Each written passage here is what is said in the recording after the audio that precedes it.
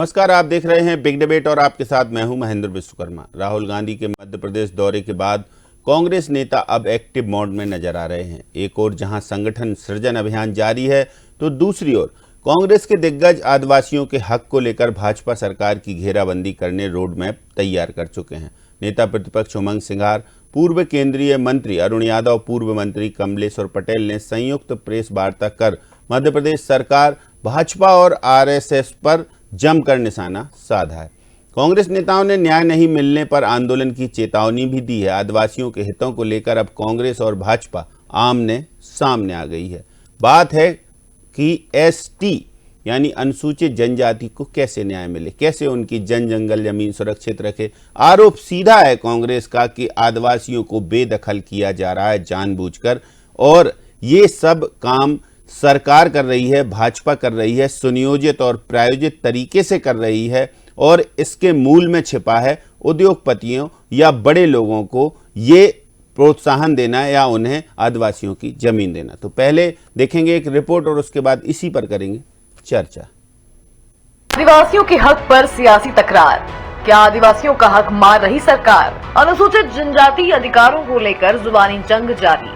कांग्रेस नेताओं ने की बड़े आंदोलन की तैयारी। एमपी में अपनी खोई जमीन दोबारा प्राप्त करने के लिए बेकरार कांग्रेस नित नए कवायदे कर रही है। जहां एक ओर प्रदेश सरकार की नीतियों के खिलाफ धरना प्रदर्शन आदि किए जा रहे हैं, वहीं कांग्रेस पार्टी को मजबूत करने के लिए आदिवासियों के बीच भी पहुंच रही है। नेता प्रतिपक्ष उमंग सिंघार, वरिष्ठ कांग्रेस नेता अरुण यादव, सीडब्ल्यूसी के सदस्य कमलेश्वर पटेल सहित कांग्रेस के कई नेता एक साथ मीडिया से मुखातिब हुए और आदिवासियों के मुद्दे पर प्रदेश की बीजेपी सरकार और आरएसएस को जमकर घेरा। नेता प्रतिपक्ष उमंग सिंघार ने कहा कि बीजेपी सरकार ने आदिवासियों के साथ छल किया है। बिना नोटिस दिए 8000 पट्टे निरस्त कर दिए गए। पूर्व केंद्रीय मंत्री अरुण यादव, सीडब्ल्यूसी मेंबर कमलेश्वर पटेल ने भी आदिवासियों के लिए महत्वपूर्ण जल जंगल जमीन के अधिकारों की रक्षा के लिए आवाज उठाते रहने की बात कही। इन्होंने सरकार को चेतावनी देते हुए कहा कि 15 दिन के अंदर अगर आदिवासियों के अधिकारों के मामले में समाधान नहीं होता तो बड़ा आंदोलन किया जाएगा। अरुण यादव, उमंग सिंघार, कमलेश्वर पटेल की प्रेस वार्ता। कांग्रेस नेताओं ने उठाया आदिवासियों के हक का मामला।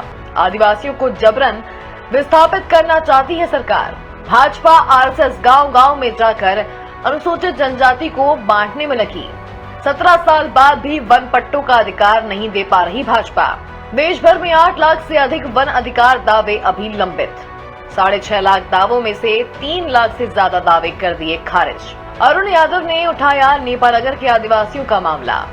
नेपानगर के आदिवासी जंगल से हटाए जा रहे, बोले अरुण यादव। आदिवासियों को बेदखल कर कॉर्पोरेट हित साधना है मकसद। पूर्व मंत्री कमलेश्वर पटेल बोले पैसा एक्ट का हो रहा उल्लंघन। आदिवासी भाइयों के अधिकार का हनन नहीं करने देंगे, बोले पटेल। मैं ये भी कहना चाहता हूँ, कल माननीय हम सभी साथी अरुण भाई, कमलेश्वर भाई, सब लोगों ने ये भी बात करी, जीतू पटवारी जी से भी चर्चा हुई कि अगर 15 दिन के अंदर सरकार ने इस पर निर्णय नहीं लिया तो नेपानगर में एक बड़ा उग्र आंदोलन होगा। उसकी अगर कोई नुकसान होगा, सरकार की जवाबदेही रहेगी, ये इसकी शुरुआत होगी। ऐसा एक्ट बना है हमारा, उसमें बड़ा स्पष्ट उल्लेख है, अगर ग्राम सभा का प्रस्ताव पारित है, ग्राम सभा ने अगर उसको मंजूरी दे दी है तो उनका कोई बड़ा अधिकार का पट्टा कैंसिल नहीं हो सकता है। ग्राम सभा ही सबसे बड़ी मंजूरी है। ग्राम सभा का जो प्रस्ताव है उसको पूरी तरह से बरकरार किया गया है और कहीं न कहीं ये अमानवीय व्यवहार है और ये कहीं न कहीं आदिवासी भाइयों के साथ ऐसा एक्ट का उल्लंघन करके भारतीय संविधान का उल्लंघन है। नेपानगर में थे, धुलकोट में, बुरहानपुर जिले का एक हमारा आदिवासी आंचल ब्लॉक है और लगभग पिछले 12-15 सालों से हम लोग वहाँ पर लगातार आदिवासी भाइयों की मांगों को लेकर संघर्ष करते रहे हैं। उसके विशेष बात जो उल्लेखनीय जो हम लोग कर रहे थे, जिन आदिवासी भाइयों की जमीनें के कब्जे पिछले 35, 40, 50 साल से थे, और वो आदिवासी पिता अपने पुत्रों को, मान लीजिए किसी के पास 10 एकड़ जमीन है, वो अपने 3 पुत्रों को उसका डिवाइड करना चाहता, नई प्रॉपर्टी बनाना चाहता है, ट्रांसफर करना चाहता है, जो उसका लीगल हक है वो सरकार ट्रांसफर नहीं कर रही है। जो 40-50 साल पुराने काबिज हैं उनके पट्टों को निरस्त करने की एक सुनियोजित योजना भाजपा की सरकार द्वारा चलाई जा रही है। इधर भाजपा ने कांग्रेस पर ही आदिवासियों के साथ भेदभाव करने के आरोप लगाए हैं। भाजपा प्रवक्ता अजय सिंह का कहना है कि कांग्रेस ने कभी भी आदिवासी नेतृत्व को आगे नहीं आने दिया। कांग्रेस ने हमेशा आदिवासियों के साथ छल किया। कांग्रेस आदिवासियों के नाम पर सिर्फ और सिर्फ राजनीति करती है, जबकि भाजपा की सरकार ने आदिवासियों के लिए कई योजनाएं चलाई। देखिए, कांग्रेस पार्टी ने आदिवासी वर्ग को केवल राजनीतिक लाभ के लिए उपयोग किया। शिव भानु सोलंकी से लेकर जमुना देवी तक जैसे नेताओं को कांग्रेस ने उपयोग किया और कभी प्रदेश में शीर्ष पद पर नहीं आने दिया। भारतीय जनता पार्टी ने आदिवासी वर्ग को वन अधिकार दिए, पैसा कानून लागू करने का काम हमने किया और साथ ही आदिवासियों के हित में लगातार निर्णय लिए। सरकार द्वारा योजनाएं बनाई गई, आदिवासी गौरव बढ़ाने के लिए सरकार द्वारा आयोजन किए गए। इसीलिए कांग्रेस पार्टी को तकलीफ है, क्योंकि कांग्रेस पार्टी आदिवासी वर्ग की विरोधी है। बहरहाल मध्य प्रदेश में आदिवासी वोट बैंक को रिझाने के लिए कांग्रेस कोई भी कोर कसर नहीं छोड़ना चाहती। इसीलिए जनजातीय वर्ग से जुड़े मुद्दों पर अब कांग्रेस नेताओं का फोकस है। Desk report, DNN। चलिए सीधे चर्चा पर चलते हैं। हमारे साथ कुछ खास पैनलिस्ट हैं। पहले परिचय कराते हैं। समर सिंह जी कांग्रेस से हमारे साथ जुड़े हुए हैं, प्रदेश के प्रवक्ता हैं। ब्रजेश पांडे जी भाजपा प्रदेश प्रवक्ता और वरिष्ठ पत्रकार भानु चौबे सर, आप तीनों का बहुत स्वागत है। तो समर सिंह जी, ये जो अनुसूचित जनजाति वर्ग की लड़ाई है या अब आंदोलन की चेतावनी है, सीधे चेतावनी दे रहे हैं उमंग सिंघार जी के 15 दिन में यदि निर्णय नहीं हुआ तो आंदोलन होगा। तो इतने सालों से जब निर्णय के लिए आप लोग मांग कर रहे हैं और 15 दिनों में नहीं होगा तो क्या हो जाएगा, कितना बड़ा आंदोलन होगा, क्या रूपरेखा है, क्यों ये क्या सक्रियता राहुल गांधी जी के आने के बाद ये वास्तव में कुछ जान फूंक गए वो, तो इसलिए कांग्रेस के सारे नेता इकट्ठे होकर अब एक सरकार की घेराबंदी कर रहे हैं, या फिर मामला कुछ और है कि वास्तव में कुछ फैक्ट फाइल है कांग्रेस के पास कि जनजाति वर्ग के साथ अन्याय हो रहा है? क्योंकि भाजपा तो कहती है हमने जनजाति वर्ग के लिए जितना किया कांग्रेस ने कभी नहीं किया। देखिए, पहली बात तो ये, भाजपा जैसी झूठी और धूर्त पार्टी इस विश्व में कहीं नहीं होगी। जहाँ तक की बात है, ये कांग्रेस पार्टी को बताने की जरूरत नहीं कि किस प्रकार के अत्याचार जो है मध्य प्रदेश के अंदर आदिवासियों पर हो रहे हैं। मध्य प्रदेश में आदिवासियों की दशा जो है दिन ब दिन बदतर होती जा रही है। और जो भाजपा सरकार का जो जल जंगल जमीन से आदिवासियों को बेदखल करने का अभियान छेड़ दिया है, उनके हक और अधिकार को कुचलने के और झूठे आरोप लगाने के इसमें कोई कसर नहीं छोड़ी जा रही है। उन्हें शराब के मामलों में धकेला जा रहा है, उनको तस्करी के मामलों में धकेला जा रहा है, उन पर जो है गलत जो है आरोप लगाए जा रहे हैं, उनके ऊपर मुकदमे जो है बेबुनियादी मुकदमे लगाए जा रहे हैं, जमीन से बेदखल कर दिया इन्होंने। तो और विकास का वहां पर अभाव है। आप देखिए कि मध्य प्रदेश के अंदर कोई इनके बहुत लर्नेड प्रवक्ता महोदय अभी बोल रहे थे कि जितना उन्होंने करा है उतना कांग्रेस ने नहीं करा। बिल्कुल सही बात है, कांग्रेस ने उतना नहीं कर पाया जितना मूत्र विसर्जन आपने किया है उनके ऊपर। ठीक है, वैसा काम हमने कभी नहीं करा कि मध्य प्रदेश के अंदर एक महिला, आदिवासी महिला की बच्चीदारी निकल गई, ऐसा हमारे कार्यकाल में कभी कुछ हुआ हो तो आप बताइए। कुल मिला के बात यह है कि भारतीय जनता पार्टी हर मुद्दे पर, हर मौके पर जल जंगल जमीन से जुड़े जो लोग हैं, जो इस भारत के असली मूल निवासी है, उनको दूर कर रही है और अपने जो उद्योगपति मित्रों को वो जमीनों को जो है औने पौने दामों पर देकर मुनाफाखोरी में लगी हुई है, भ्रष्टाचार में लगी हुई है। वहां पर खनन की व्यवस्था जो है, आप स्थिति देखिए किस प्रकार से हो रही है। वहां झाबुआ से शराब बिकी जा रही, झाबुआ के रास्ते से, और किसी मंत्री के भाई की शराब बताई जाती है और वहां पर जो है आदिवासी बच्चों पर, आदिवासी लड़कों पर, युवाओं पर जो है मुकदमे थोप दिए जाते हैं। ये स्थिति वहां पर हो गई है। तो कुल मिला की बात है कि भारतीय जनता पार्टी ने आदिवासी वैसे करा तो देखिए अपने उद्योगपति मित्रों के लिए और अपने भाई भतीजे ये मुद्दा उठाया है उमंग सिंघार जी ने। तो ब्रजेश पांडे जी, उद्योगपतियों को लाभ देने के लिए आदिवासियों की जमीनें खाली करवा रही है भारतीय जनता पार्टी, और भारतीय जनता पार्टी की सरकार गुमराह कर रही है, बरगला रही है, पट्टे छीन रही है। तमाम सारे आरोपों की एक लंबी लिस्ट है, और यदि ऐसा होता है तो फिर बड़ा आंदोलन कांग्रेस करेगी। ये चेतावनी भी दी है 3 बड़े नेताओं ने। तो भानु चौबे सर, क्या लगता है कि ये जो चेतावनी है ये आंदोलन का रूप लेगी या फिर सरकार जागेगी, जैसा कांग्रेस कह रही है आरोप लगाकर?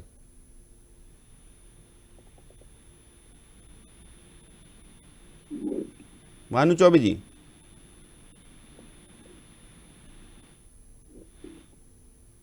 भानु चौबे सर, आवाज मिल रही है आपको?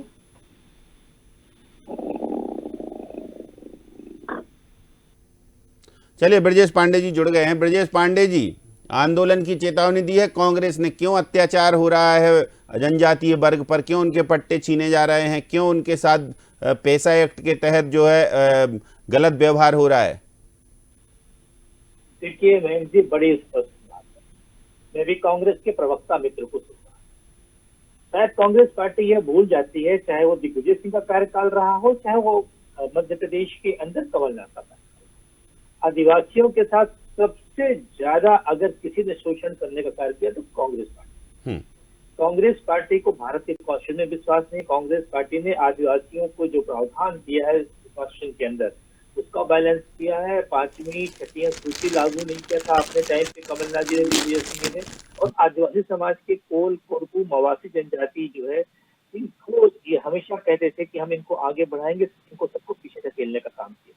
जहाँ तक जमीन में कब्जा करने की बात है, तो बड़ी स्पष्ट बात है कि भारत के संविधान की धारा, आईपीसी की जो धारा है 248 और 250, दोनों में साफ तौर से लिखा है कि अगर कोई भी व्यक्ति किसी भी आदिवासी की जमीन में कब्जा करने की कोशिश करता है या कोई गैर आदिवासी भी करता है, तो इन दोनों धाराओं के तहत कड़ी कार्रवाई होती है। और जो मध्य प्रदेश की भू रचना है 1959 की, उसके 170 पे साफ तौर से लिखा हुआ है कि इस तरह की किसी भी स्थिति से निपटने के लिए कानून, संविधान बना रखा है।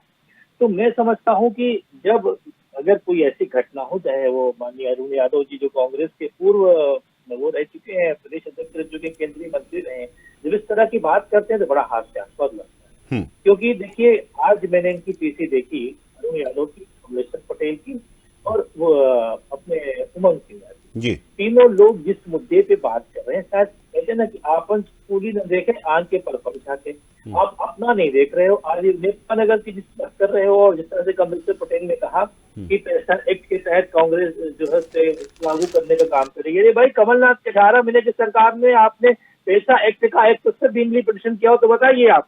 आपने जनजाति कारोबार का पुनः आदिम जाति कल्याण विभाग बनाया हो तो बताइए आप।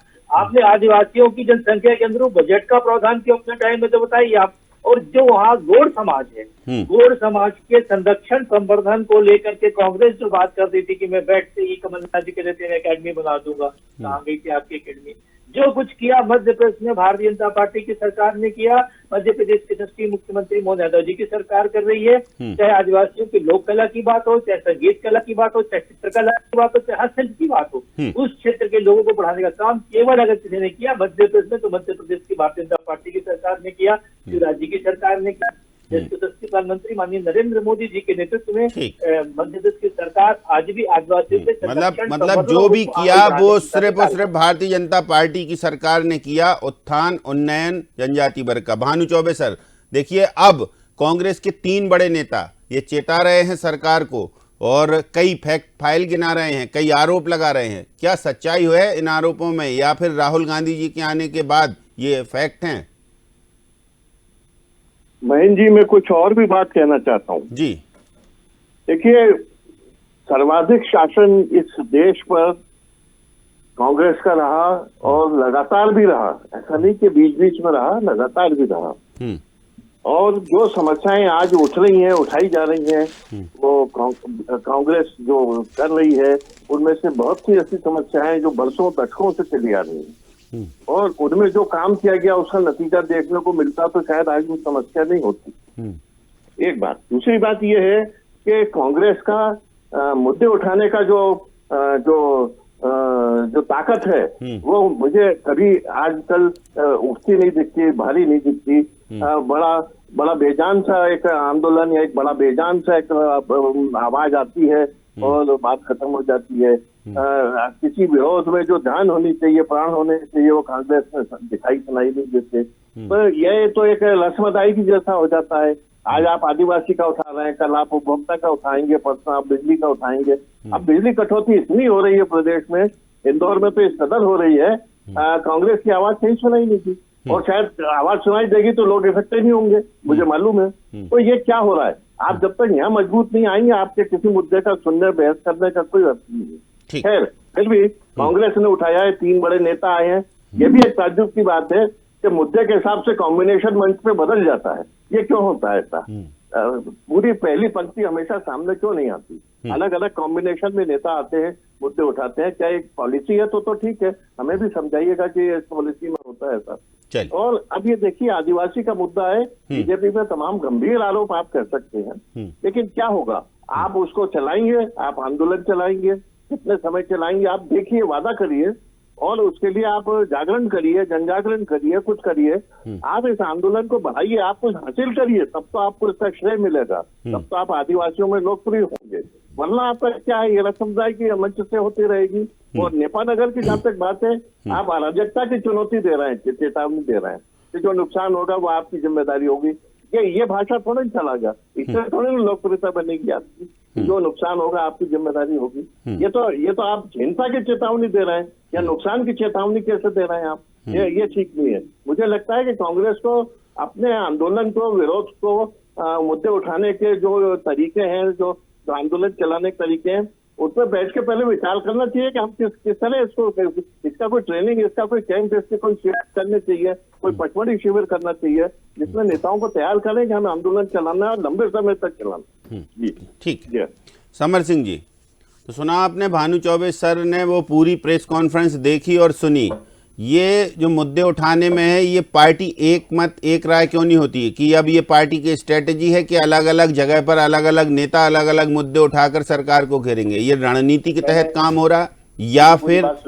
जी, चौबे जी की पूरी बात सुनी। उन्होंने कहा कि बेजान सा आंदोलन होता है, तो बिल्कुल आज हमारी जितनी ताकत है उससे हम पूरा प्रहार इस सरकार के ऊपर करेंगे, इन आदिवासियों को, की महिलाओं की, बुजुर्गों की, युवाओं की आवाज उठाने के लिए। अब जब पढ़े लिखे समझदार लोग तथाकथित अगर वो किसी की चरण वंदन करने लग जाए, तो इसका मतलब ये नहीं है कि हम भी घर पे बैठ जाए। जितनी ताकत होगी, हम अगर एक कंकर उठा के मार सकेंगे तो एक कंकर उठा के मारेंगे।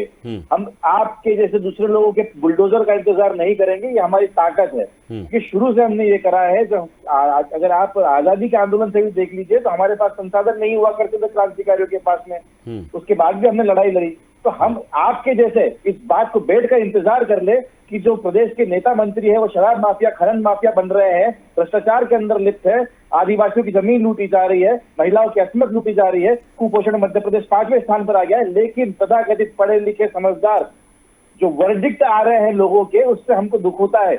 हमको लगना चाहिए कि हम, और ये मुद्दा है कि हम सिर्फ अब कांग्रेस पार्टी अपने परिवार के लिए नहीं उठा रही है, पूरे प्रदेश के लिए उठा रही है। लेकिन जब तथाकथित जो लोग जिनकी मैं बात कर रहा हूँ, आप समझ पा रहे होंगे, अगर वही हमको बेजान सा बोलने लग जाए, हमें बताया कि बहुत भीड़ नहीं आती, तो भीड़ की जरूरत नहीं पड़ती है।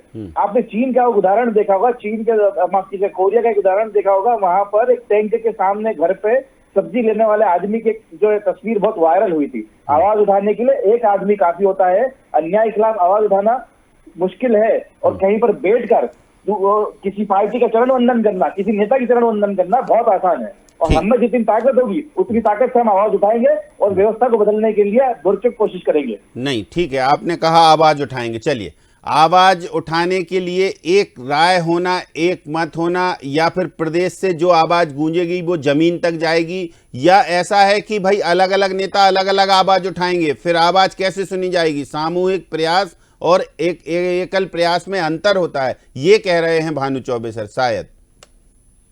देखिए, मैंने सुना, मुझे मौका दीजिए 1 मिनट का। मैं बात सुनी। देखिए, ये हम अगर हमारा माध्यम से हमें दिखाया जाता है, आपके टीवी चैनलों के माध्यम से बताया जाता है कि 2 पार्ट हो गए, आपके टीवी चैनल के माध्यम से दिखाया जाता है कि जो है एकता नहीं है। अरे हम आपसे एक जो बड़ी बड़ी पार्टियां ज्यादा एक है, क्योंकि जो है जब शहर के अंदर या घर के अंदर या मोहल्ले के अंदर चोर घुस जाते हैं ना, तो सबको एक होना ही पड़ता है। वैसे ही कांग्रेस पार्टी का हर नेता, हर कार्यकर्ता एक है। मोबिलाइज करना पड़ेगा, लोगों को जुटाना पड़ेगा जाकर। आप में बैठ लोगों को नहीं करेंगे कि समर्थन आ गया, ठीक नहीं तो मैं चलूंगा। इसका राजनीति नहीं होता। तो हम कर रहे हैं, आप क्या कांग्रेस को ही देखते रहते हैं क्या? आगे देखिए किस प्रकार से कर रहे हैं हम। आइए हमारे साथ देखिए, चलिए आपके टीवी चैनल पे दफ्तर में बैठकर ये बोल देना कि कमजोर है, इससे हम कमजोर नहीं हो जाएंगे। आपकी कोशिश तो खैर यही रहती है, और ज्यादातर लोगों की तो कोशिश ये है। आज जो निष्पक्ष लोगों की बहुत कमी है इस देश के अंदर, इस प्रदेश के अंदर।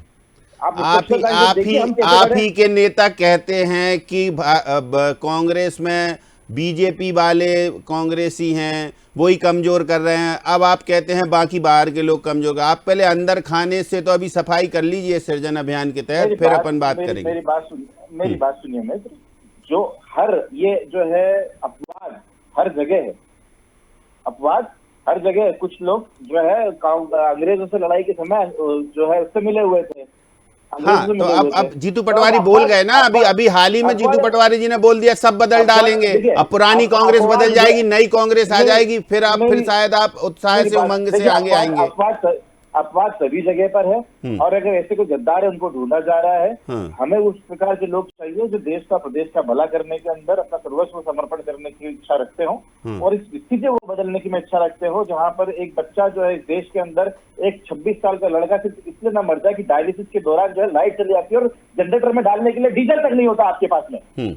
चलिए, तो ब्रजेश पांडे जी देखिए, बहुत सारे चीजें बता दी हैं समर सिंह जी ने कि ठीक है हम वो गद्दार भी ढूंढ रहे हैं, लेकिन अत्याचार के खिलाफ हम आवाज उठाते रहेंगे, एक कंकड़ भी मार पाए तो मारेंगे।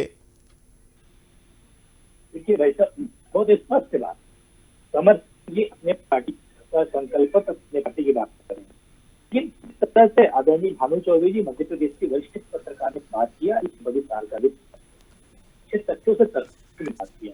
और मैं तो कांग्रेस प्रवक्ता को इतना ही कहना चाहूंगा कि मुझको तमीज की सीख देने वाले तेरे मुंह में कहीं जुबान देखा है, और तू इतना दिखावा भी न कर अपनी झूठी ईमानदारी।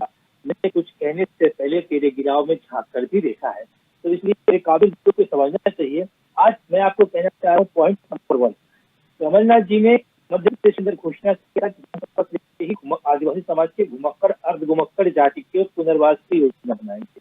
क्या किया 18 महीने में? इम्प्लीमेंटेशन का नहीं दिया। पॉइंट नंबर 2, उनको आवास देने की बात किया था, संकल्प पत्र में भी कहा था कि आवास 1 मिलियन आदिवासी को हुआ। पॉइंट नंबर 2 नहीं हुआ।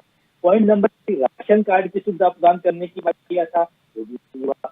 शिक्षा को और रोजगार का अवसर बनाने की बात किया था, यहाँ तक कि जाति प्रमाण पत्र की बात, उसके सरलीकरण की बात कमलनाथ जी ने अनवन नहीं हुआ।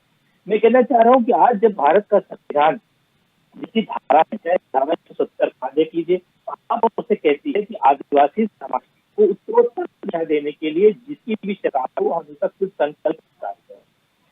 जब उनके कहीं अवैध कब्जे होते हैं, जिस तरह से अरुण यादव जी ने बात बताई है, अवैध कब्जे होते हैं, उनके निर्माण या खरीद बिक्री पर कार्रवाई की बात होती है, तो इस पर चलिए भानु चौबे सर कुछ कह रहे थे, भानु चौबे सर की सुन लेते हैं। भानु चौबे जी देखिए, मैं कह रहा हूँ आपसे कि मैं दोहरा रहा हूँ, शायद कुछ बात सुन ली हो आपने, शायद मेरे पता नहीं चला सुनी कि नहीं सुनी। मैं कह रहा हूँ कि जन बंधन डिस्कस करता है, इस विषय में मत जाइए। मुश्किल जवाब देना, सवाल करना और राजनीति करना हमारा काम नहीं है, और जिसका काम हम अपना काम करना है, आप अपना काम करिए, और किसके साथ है ये पता लगाइए, आप जानिए। अगर आप बात सके, आप ताकतवर हैं, आप सही मुद्दे उठाते हैं, आप लोगों के हितचिंतक हैं, तो 22-23 साल से जनता आपको चुनाव कर रही है, इस पर मंथन करिए बैठ के। आप इसको समझ जाइए मीडिया, मैं क्या कह रहा हूँ आपसे, आप मेरी बात पर सोचिए क्या डॉक्टर से बाहर क्यों है, और अगर है तो क्या कारण है, और उनको सुधारने की बात करिए। यहाँ आप मुझे कुछ नहीं पड़ेगा, लेकिन क्या करें, चाहिए वो कांग्रेस मैंने देखी है, डीपी मिश्रा की कांग्रेस मजाक से किसी जवाब दौर से आ जाएगा, मैंने देखी है वो। अर्जुन सिंह की कांग्रेस देखी है, मजाल है कोई बोल रहे सामने, आप ये क्या होता है आपके यहाँ, अलग अलग लोग दिखाई देते हैं, अलग अलग बात होती है, एक मुद्दा चलता है, कुछ दिन बाद पता ही नहीं चलता क्या हुआ। आप नतीजे तक तो रोकिए, कम से कम नतीजा तो देखे जाइए कि हमारे जीते बता के जाइए कम से कम। वैसे अमूमन ये होता है समर सिंह जी, हम लोग जो देखते हैं उसकी बात कर रहे हैं। अब उसको आप अदरवाइज भी ले सकते हैं और बाकी आरोप भी लगा सकते हैं, आपका भी खुला विचार है, खुला मंच है।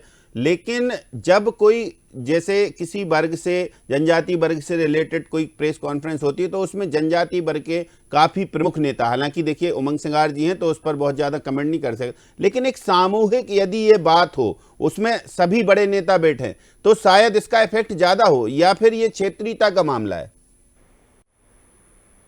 जी देखिए, मैं आपको फिर बताता हूँ कि जितने भी हमारे नेता हैं, जितने हमारे कार्यकर्ता हैं, हम सब एक है और प्रदेश की परिस्थिति को बेहतर करने में जितना हम अपना सर्वस्व निछावर कर सकते होंगे हम करेंगे। यहाँ तक की बात है कांग्रेस ने क्या किया, तो मैं आपको 2-3 लाइनों में बताता हूँ कांग्रेस ने क्या किया। कांग्रेस ने 2006 में FRA फॉरेस्ट राइट एक्ट लेकर आई, पैसा एक्ट 1996 लेकर आई, ठीक है। शिक्षा और आर्थिक विकास के लिए हमने एकलव्य मॉडल बनाया, स्पेशल सेंट्रल असिस्टेंस हमने ट्राइबल लोगों को दिया, स्वास्थ्य और रोजगार योजनाओं के लिए हमने NRHM हेल्थ नरेगा दिया, ठीक है।